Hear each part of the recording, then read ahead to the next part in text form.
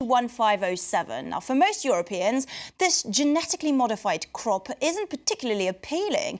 Yet, despite a massive opposition from most EU nations and from the European Parliament, the controversial cultivation of this new type of corn received the green light from the EU Commission. Spain is one of the only countries on the continent to allow GMO cultures.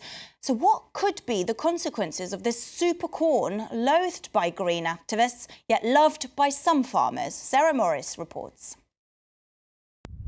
Aragona in the Spanish Pyrenees is the European champion of genetically modified maize. Farmer Jesus has 50 hectares of GM corn grown from Monsanto's 810 seeds. He says genetic modification has produced a crop that resists the insect, the corn borer. As its name implies, the corn borer will drill itself away inside the plant. The corn will end up breaking and falling to the ground. And we also have a lot of wind in the area. So all this has a negative impact on our production levels. Jesus says every year that goes by, he notices more and more benefits to GM plants. With my genetically modified crops, I harvest an extra 1,500 to 2,000 kilos per hectare per harvest. Spain is one of the few European countries to allow GM farming.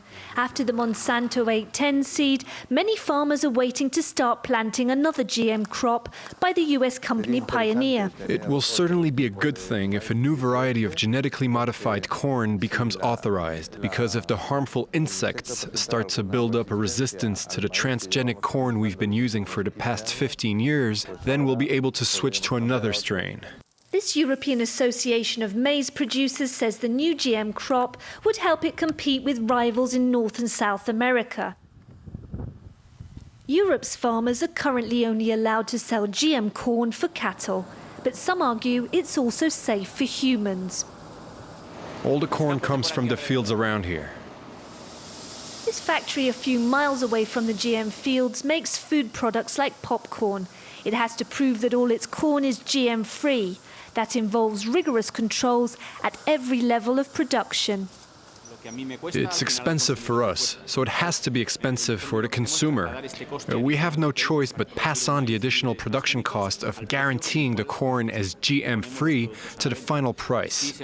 If we were allowed to use GM foods in manufactured foodstuff in Europe, products would be cheaper for consumers. Spain may allow GM corn growing, but not everyone here champions it. Felix is an organic farmer who's unhappy about nearby fields being planted with GM seed. If transgenic corn is growing in this field right here, and keep in mind there's no way of knowing just like that whether it's GM or not, then if I plant my corn here, the risk of contamination will be very high.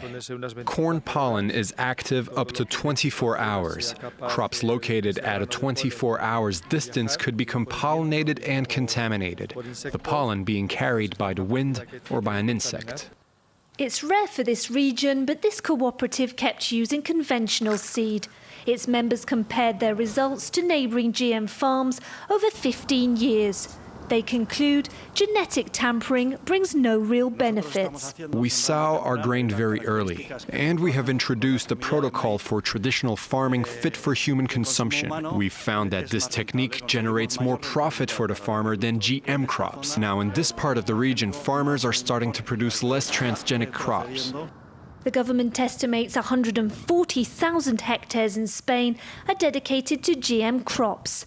Greenpeace says that figure is exaggerated by supporters of US companies lobbying to bring GM foods to European tables. And a bit of sports now, starting with all the latest football news. In the Champions League last 16, Olympiacos stunned